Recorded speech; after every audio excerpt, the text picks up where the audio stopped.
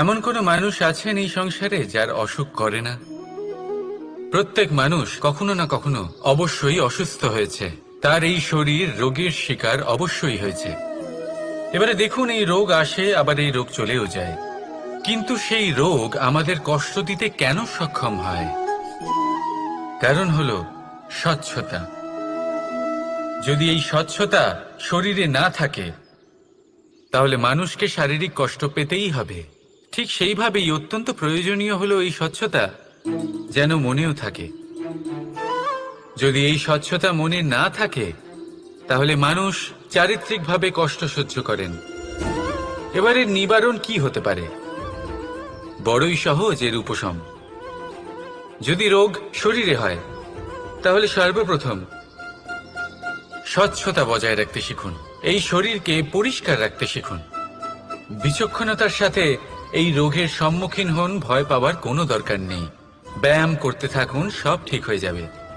সেইভাবেই যদি এই অসুখ মনে হয় তাহলে কি করা যায়? সর্বপ্রথম তার আধারের উপরে নজর দিন। আপনার এই আধারই হলো আপনার আহার। যা আপনি আহার করবেন সেরকমই মানুষ হয়ে উঠবেন। সেইভাবেই আপনি যেরকম ভাবেন সেরকমই মানুষ হয়ে উঠবেন।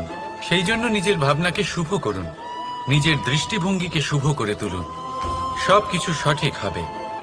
আপনার আমার সবার মধ্যেই এক রাক্ষস বাস করে, তার সম্মুখীন হন, তাকে পরাস্ত করুন।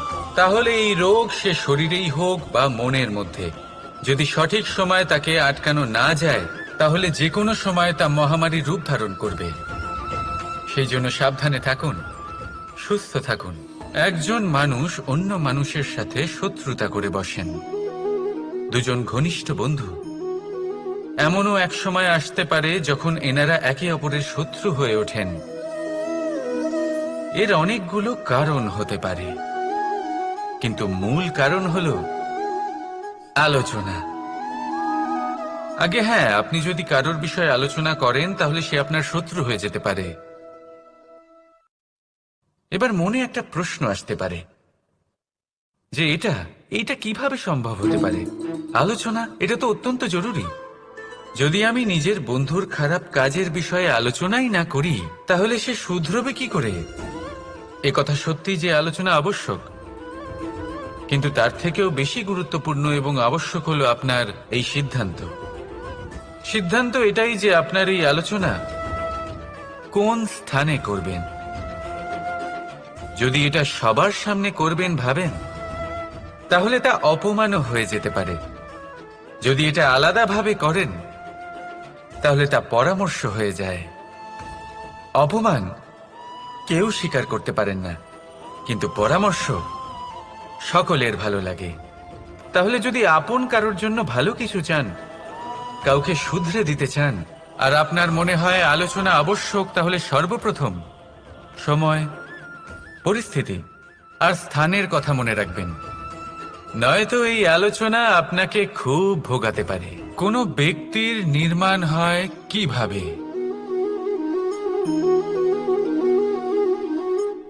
কেউ বলবেন পঞ্চতত্ত্বের দ্বারা, কেউ বলবেন আত্মা, দেহ ও চেতনার দ্বারা, কেউ বলবেন ঈশ্বরের কৃপার দ্বারা, তো কেউ বলবেন এই প্রকৃতির পরীক্ষার দ্বারা।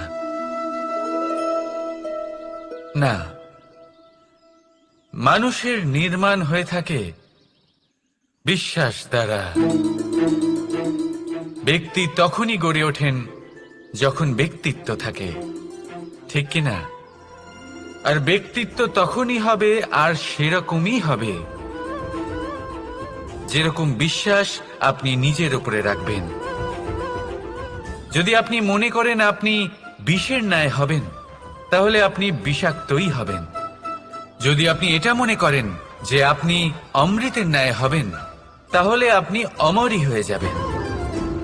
যদি আপনি নিজের উপরে বিশ্বাস রাখেন যে আপনি সংসারের সব থেকে উঁচু পর্বতের শিখরে পৌঁছতে পারবেন তাহলে আপনি অবশ্যই পৌঁছবেন। যদি আপনার এরকম মনে হয় যে আপনি এরকম কখনো করতে পারবেন না, তাহলে এরকম কখনোই হবে না। ভেবে দেখবেন, বিশ্বাসের মধ্যেই বিশ্ব বাস করে থাকে। তো আপনার অস্তিত্ব কেন করবে না? যেমন বিশ্বাস আপনি নিজের উপরে রাখবেন, তেমনই আপনি হয়ে উঠবেন।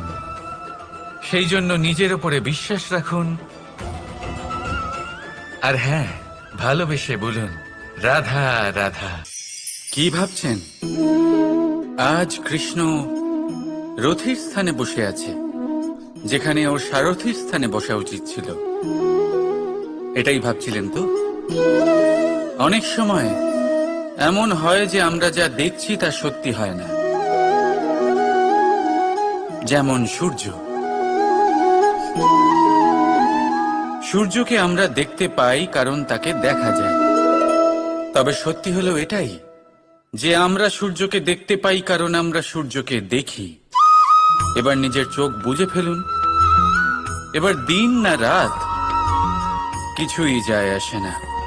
ঠিক সেইভাবে ধর্মস্থাপনের এই কাজে, ধর্মের এই পথে আমি সারথি নই, আমি হলাম রথী।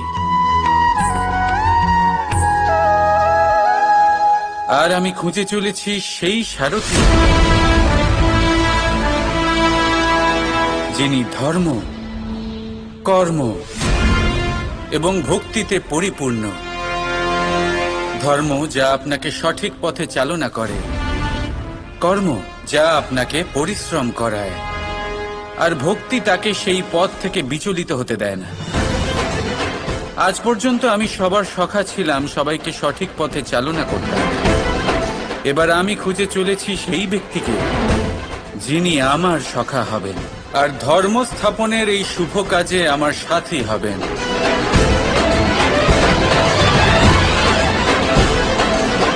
বন্দে কর্মা, বন্দে ধর্মা,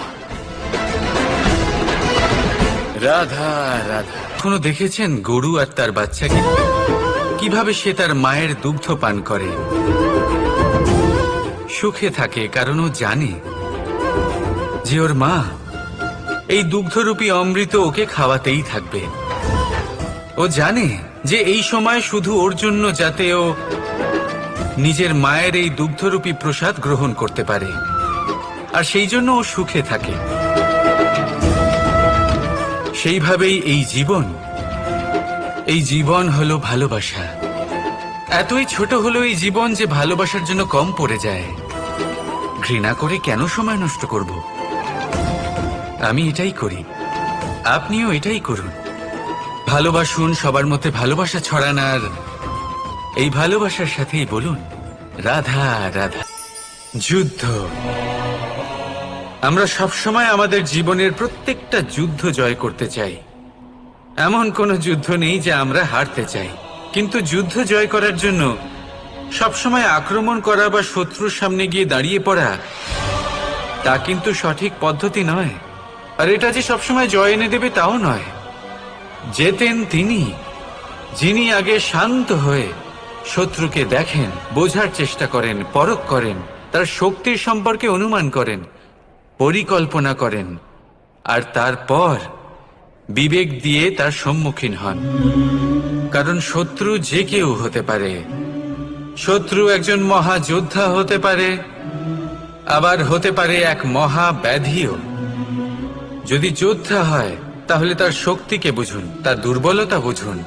আর যদি ব্যাধি হয় তাহলে তার ছড়ানোর কারণ বুঝুন, আর তারপর সেই কারণের উপর প্রহার করুন। রোগ মুক্ত হয়ে যাবে আর তাকে পরাস্ত করা অত্যন্ত সহজ হয়ে যাবে। মনে রাখবেন, প্রত্যেক যুদ্ধ কিন্তু সীমান্তে লড়া হয় না।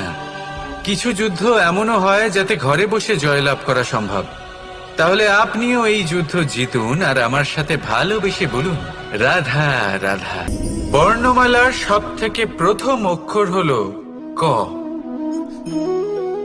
হয়তো সেই জন্যই এই জীবনের, এই সংসারের সব থেকে প্রথম এবং গুরুত্বপূর্ণ জিনিস হলো কর্ম।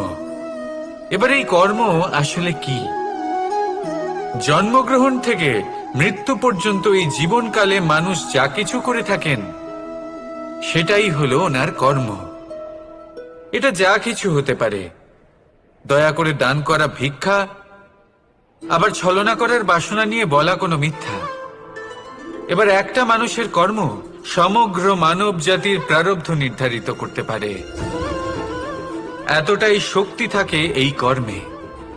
যদি কথা বলা হয় ধর্ম স্থাপনের সারথীর, তাহলে তার সব থেকে গুরুত্বপূর্ণ গুণ হলো তার কর্ম। সেই জন্য আমি খুঁজে চলেছি এমন একজন ব্যক্তি যিনি শুধু বীর নন, যিনি কর্মবীরও। কারণ এই রথের দড়ি হোক বা সংসারের আশা, এই দুটোই তিনি সামলাতে পারবেন। এবার এটাই দেখতে হবে এই স্বয়ম্বরে এমন কোন ব্যক্তি আছেন যিনি নিজের এই কর্মকে পূর্ণ নিষ্ঠার সাথে পালন করতে পারেন। আসুন আমার সাথে ভালোবেসে বলুন, রাধা রাধা। পলায়ন করা অর্থাৎ পালিয়ে যাওয়া, কোনো পরিস্থিতি বা বিপদের থেকে মুখ ঘুরিয়ে পালিয়ে যাওয়া। অনেক সময় আমরা জীবনে এটা করে থাকি, অনেক সময় সেটা উচিত, কারণ সব থেকে শ্রেষ্ঠ যুদ্ধ হলো সেটাই যা কখনো লড়াই হয়নি। কিন্তু যদি আপনার পালিয়ে যাওয়ার ফলে এদিকে পাপ বৃদ্ধি পেতে থাকে, তাহলে সেই পলায়ন হলো অনুচিত। সেখানে যুদ্ধ করা অতি আবশ্যক হয়ে ওঠে। শান্তি সবাই চান, শান্তি হলো সর্বশ্রেষ্ঠ। আর কখনো কখনো এই শান্তিকে বজায় রাখার জন্য মহাযুদ্ধ লড়তে হতে পারে। যদি আপনি পলায়ন করেন নিজের স্বার্থের থেকে, তাহলে উচিত কাজ, বরং শ্রেষ্ঠ। কিন্তু যদি আপনি পলায়ন করেন ধর্ম স্থাপনার কাজ থেকে, তা উচিত নয়।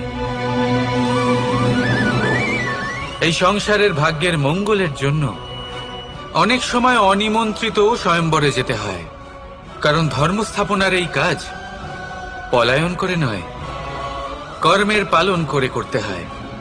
তাহলে পলায়ন করুন স্বার্থের থেকে, কুকর্মের থেকে, কুচিন্তার থেকে, অহংকার থেকে, আর পালন করুন ধর্মের, পালন করুন কর্মের। বন্দে ধর্মা, বন্দে কর্মা। রাধা রাধা। প্রতিজ্ঞা ছোট একটা শব্দ, কিন্তু এর মধ্যে শক্তি অনেক থাকে। যে ব্যক্তি প্রতিজ্ঞা পালন করেন তাতে অটল থাকেন, সংসার তাকে সম্মান করে। আর যে ব্যক্তি এটা করতে পারেন না, তিনি বদনামের ভাগীদার হয়ে যান।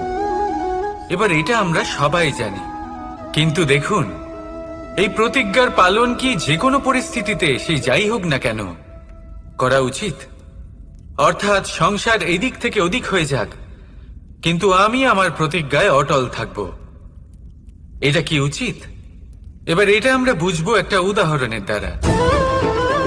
ধরুন আপনি আজ একটা প্রতিজ্ঞা নিলেন, বনের একটা সিংহকে আপনি রক্ষা করবেন। এ তো খুব ভালো কথা যে আপনি কারোর প্রাণ রক্ষা করবেন। আপনি শিকারীর হাত থেকে ওকে রক্ষা করবেন, ওকে বিপদের হাত থেকে রক্ষা করবেন। এতে প্রকৃতির ভারসাম্য বজায় থাকবে। কিন্তু যদি এই সিংহ নির্দোষদের ওপর আক্রমণ করে, তখনও কি এর প্রাণ রক্ষা করা উচিত হবে? তখনও কি নিজের প্রতিজ্ঞায় অটল থাকা উচিত হবে? না, কারণ তখন এটা পাপে পরিণত হবে। কোন রকম প্রতিজ্ঞা, কোন রকম প্রতিশ্রুতি যদি এই প্রকৃতির ধ্বংসতে সহায়ক হয়, যদি ভারসাম্য নষ্ট হয়, তাকে ওখানেই ভেঙে দেওয়া উচিত। আর এটা আপনাকে শিখতেই হবে, সময়ের সাথে আপনাকে বদলাতে হবেই। কারণ যিনি সময়ের সাথে বদলান না, সেই প্রকৃতি তার ব্যক্তিত্ব বদলে দেন। মনে রাখবেন, সেটাই হলো প্রতিজ্ঞা, সেটাই হলো প্রতিশ্রুতি যা এই সংসারের মঙ্গল করে। নয়তো সেটা হলো পাপ, যে পাপের শাস্তি প্রকৃতি আপনাকে অবশ্যই দেবে। তাহলে আসুন আমার সাথে বলুন, বন্দে ধর্মা, বন্দে কর্মা। রাধা রাধা। এই স্বয়ম্বরে আসার আমার একটাই উদ্দেশ্য ছিল, আমার এই ধর্ম স্থাপন করার কাজের জন্য একজন সারথি নির্বাচন করা। আর ধর্মবীর এবং কর্মবীরের নির্বাচন তো হয়েই গেছে। এবার এটাই দেখতে হবে যে জ্ঞান কার মধ্যে রয়েছে, কে আছেন যিনি মহাজ্ঞানী। এবার বলি, যে জ্ঞানের কথা আমি বলছি তা সেই জ্ঞান নয় যা বই থেকে পাওয়া যায়। এটা সেই জ্ঞান নয় যা বটগাছের মতো বিশাল আকার হয় বা পর্বতের মতো অটল হয়।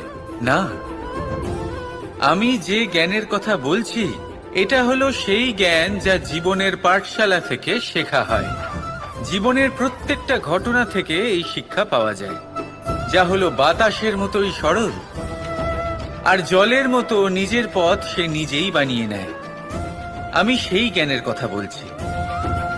এবারে দেখতে হবে কে এই মহাজ্ঞানী, কে আছেন যার মর্যাদার বিষয়ে জ্ঞান রয়েছে, কে আছেন যিনি শাস্ত্র এবং শস্ত্রের মতোই বিনম্রতারও জ্ঞান রাখেন। এমন কে আছেন সেটাই তো দেখতে হবে, কারণ ধর্মের এই রথকে অগ্রসর করার জন্য জ্ঞানের চাকা অত্যন্ত গুরুত্বপূর্ণ। তাহলে আসুন আমার সাথে ভালোবেসে বলুন, রাধা রাধা। যদি সন্তান কোনো দুষ্কর্ম করে, তাহলে সেই অপরাধ শুধু কি সেই সন্তানের? না, যদি সন্তান দুষ্কর্ম করে তাহলে অপরাধী তার মাতা পিতাও, যারা পুত্র মোহর কারণে সেই অনুচিত কাজে তাকে বাধা দেননি। অপরাধী হলেন তার পিতামহ। রাধা, পলায়ন করা অর্থাৎ পালিয়ে যাওয়া। কোন পরিস্থিতি বা বিপদের কারণে নিজের পরিবারের যত্ন নেননি, যিনি সন্তানকে কখনো শাস্তি দেননি। অপরাধী হলেন তার সেই গুরুও, যিনি নিজের শিষ্যের সেই দুষ্কর্ম দেখেও তাকে প্রতিহত করতে পারেননি। একজন হবু রাজার কর্তব্য হলো নিজের প্রজার কাছে সে যেন এক উদাহরণ প্রস্তুত করতে পারে, কিন্তু যদি এত অনুচিত উদাহরণ প্রস্তুত হয়ে থাকে, তাহলে মা বাবার, বাড়ির বয়োজ্যেষ্ঠদের কর্তব্য হলো ওনারা যেন সেটা সেখানেই থামায়, হয় ভালোবেসে নয়তো শাস্তি দিয়ে।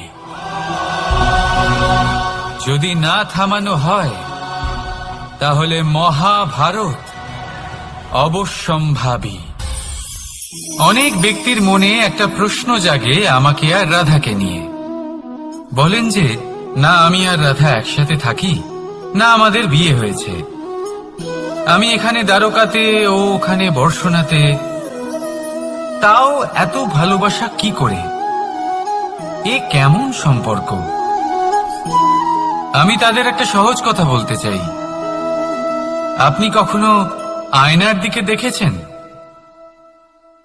নিজের দুই চোখের দিকে তাকিয়ে জিজ্ঞাসা করুন, এই দুই চোখ একসাথে কেন বন্ধ হয়, একসাথে কেন খোলে, একসাথে কেন ঘুমোয়, একসাথে কেন কাঁদে? আজীবন কোনো এক মানুষের সাথে সম্পর্ক রাখা অবশ্যই সম্ভব, তাদের সাথে দেখা না করে। আমার আর রাধার ভালোবাসাও কিছুটা এরকমই, আর কিছুটা এরকমই হয় ভালোবাসা দুই নয়নের মতো, যারা কখনোই মিলিত হবে না কিন্তু চিরকালের জন্য একসাথে জুড়ে থাকবে। এই অনুভূতি নিঃস্বার্থ হয়, আর এই নিঃস্বার্থ ভালোবাসা আপনাকে আনন্দের পথে অগ্রসর করে। জীবনে সবসময় নিঃস্বার্থভাবে ভালোবাসুন, শুধুমাত্র আনন্দই পাবেন। তাহলে আসুন আমার সাথে নিঃস্বার্থভাবে ভালোবেসে বলুন, রাধা রাধা।